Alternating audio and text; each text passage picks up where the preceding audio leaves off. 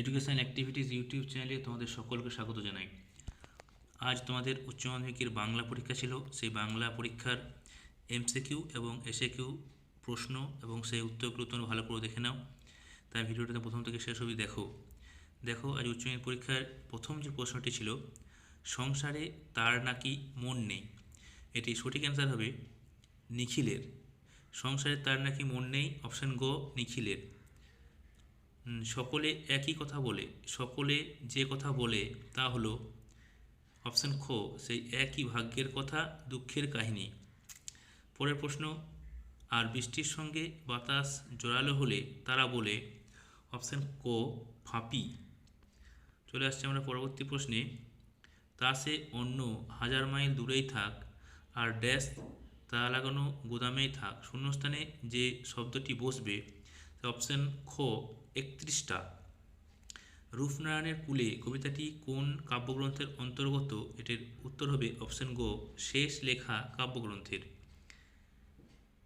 শিকার কবিতায় দ্বিতীয়বার আগুন জ্বলেছিল কেন?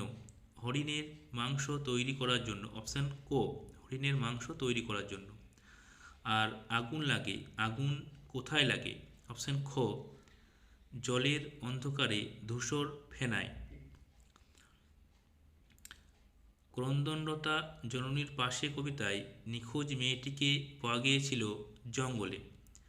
বহুদিন ড্যাশ কাটেনি দিন, শূন্যস্থানে যেটি বসবে সেটি হলো, এটির উত্তর হবে জঙ্গলে। আরে সবসময় কি অ্যাকেস্থেটিক দিক দেখলেই চলে? উক্তিটি কার? উক্তিটি অপশান ঘ নেপথ্যের হারমোনিয়াম বাদক। রাজা রথারোহণম নাটায়তি কথাটির অর্থ হল অপশান ঘ রাজা রথে আরোহণ করার ভঙ্গি করলেন। নায়রঙ্গের দিন নাটকে মাঝরাতে রজনীকান্ত যার পোশাক পরেছিলেন তিনি হলেন অপশান ক দিলদার। এ কথাটা মালিকের কানে তুলবেন না চাটুর্যে মশাই, কথাটা হলো অপশান ক রোজ লুকিয়ে গ্রিন রুমে ঘুমানোর কথা। জয়তরণীর ঠাসা, এখানে যে জায়গার কথা বলা হয়েছে সেটি হলো মোহনীয় রোম। জলপানের আশায় মর্দানাকে কতবার পাহাড়ের চূড়ায় উঠতে হয়েছিল? অপশান গ 3বার। বাক্যের অব্যবহিত উপাদান বিশ্লেষণের কথা কে বলেছিলেন? অপশান খ ব্লুমফিল্ড। ওয়ালা প্রত্যয়টি হল অপশান ক পরাধীন রূপমূল। মধ্যযুগের সন্তগণ নামে পরিচিত বিরাটাকার ভিত্তিচিত্রটির স্রষ্টা হলেন অপশান খ বিনোদবিহারী মুখোপাধ্যায়। নবজীবনের গান কার রচনা? নবজীবনের গান অপশান খ জ্যোতিরিন্দ্র মৈত্রের রচনা। ইন্ডিয়ান স্ট্যাটিস্টিক্যাল ইনস্টিটিউট কে প্রতিষ্ঠা করেন? অপশান ঘ প্রশান্তচন্দ্র মহালানবিশ। কুস্তি খেলার একটি প্যাচের নাম হল অপশান গ ঢাক।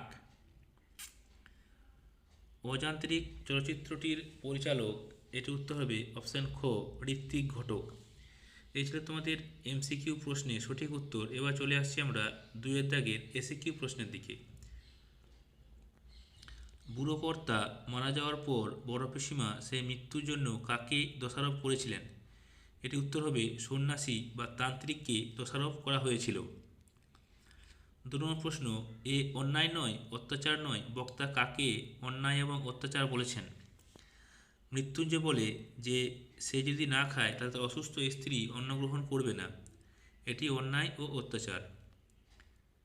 তারপর দেখা গেল এক অদ্ভুত দৃশ্য, অদ্ভুত দৃশ্যটি কি? আগে একটি প্রশ্ন আছে, সেখানেই গড়ে উঠেছে একটা ছোট্ট বাজার, বাজারে কী কী জিনিসের দোকান আছে?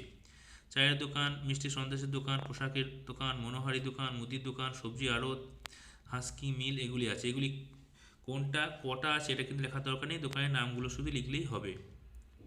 তারপরে দেখা গেল এক অদ্ভুত দৃশ্য, অদ্ভুত দৃশ্যটি কি? বুড়ির মৃতদেহ হঠাৎ মাথা নাড়িয়ে উঠল এবং ওঠার চেষ্টা করলো, এটি হচ্ছে অদ্ভুত দৃশ্য। অলস সূর্য দেয় এঁকে, অলস সূর্য কোথায় কি এঁকে দেয়? সন্ধ্যার জলস্রোতে এঁকে দেয় গলিত সোনার মতো উজ্জ্বল আলোর স্তম্ভ। কঠিনের ভালোবাসছিলাম, কবি কেন কঠিনকে ভালোবাসলেন? কারণ সত্য কঠিন হলেও সে কখনো প্রতারণা বা বঞ্চনা করে না। সত্য কখনো বঞ্চনা করে না, তাই কবি কঠিনকে ভালোবেসেছিলেন। নিহত ভাইয়ের শবদেহ থেকে কিরূপ প্রতিক্রিয়া জাগা উচিত বলে কবি মনে করেন? ক্রোধ। নদীর জল মচকা ফুলের পাঁপড়ির মতো লাল হয়ে গেল কেন? বাদামি হরিণ শিকার হয়েছিল বলে তার রক্তে লাল হয়ে গেল। এই রে পুলিশ আসছে, লাগলো ঝঞ্ঝাট। পুলিশ আসছিল কেন? শোভাযাত্রীরা মিছিল করে আসছিল, সে মিছিলকে থামানোর জন্য পুলিশ আসছিল। কামন কুইক, মোহাম্মদের ক্যাশটা দাও তো। কে মোহাম্মদের ক্যাশ কখন দিয়েছিলেন? কালীনাথ মোহাম্মদের ক্যাশটা দিয়েছিলেন। দেখো এখানে তোমাদের এক্সট্রা কিন্তু তোমরা 2 নম্বর পেতে পারো, কারণ তোমাদের বোর্ডের নিয়ম অনুযায়ী নাটকের প্রশ্ন নাটকের দিন অথবা বিভাগের নাটক প্রশ্ন থাকতেই হবে। এখানে কিন্তু অথবা প্রশ্ন দেওয়া নেই, তাই তোমরা এখানে 2 নম্বর কিন্তু পাওয়ার দাবিদার। তাই তোমরা ভিডিওটি বেশি করে শেয়ার করো, যেন ঊর্ধ্বতন যে বোর্ড তারা যেন জানতে পারে, তার 2 নম্বর তোমাদের কিন্তু দিয়ে দেয়।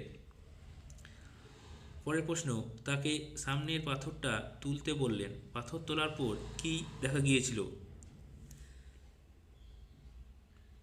এটি উত্তর হবে জলের ঝর্ণা বেরিয়ে আসছে, এটি দেখা গিয়েছিল। ভাষা সৃষ্টি ও প্রয়োগের মস্তিষ্কে কোন গোলার্ধ বিশেষ ভূমিকা গ্রহণ করে? অগ্র মস্তিষ্ক বা বাম গোলার্ধ।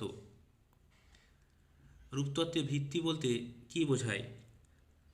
পদের যে অংশে নির্দিষ্ট প্রত্যয়ের বা উপসর্গের ভিত্তি হিসেবে কাজ করে। পদের বা শব্দের যে অংশ নির্দিষ্ট প্রত্যয়ের বা উপসর্গের ভিত্তি হিসেবে কাজ করে তা হলো রূপতত্ত্বের ভিত্তি। ধাতুর সঙ্গে যে প্রত্যয় বসে তার নাম কি? ধাতু প্রত্যয় বা কৃৎ প্রত্যয়। ধাতুর সঙ্গে যে প্রত্যয় বসে সেটা হচ্ছে কৃৎ প্রত্যয়। এরপর তোমাদের 5-এর দাগে যে প্রশ্নগুলো দেখো, আমি যে সাজেশন দিয়েছিলাম সেখান থেকে তোমাদের সব সাজেশনগুলো কমন চলে এসছে। তোমরা একবার প্রশ্নগুলো দেখে নাও,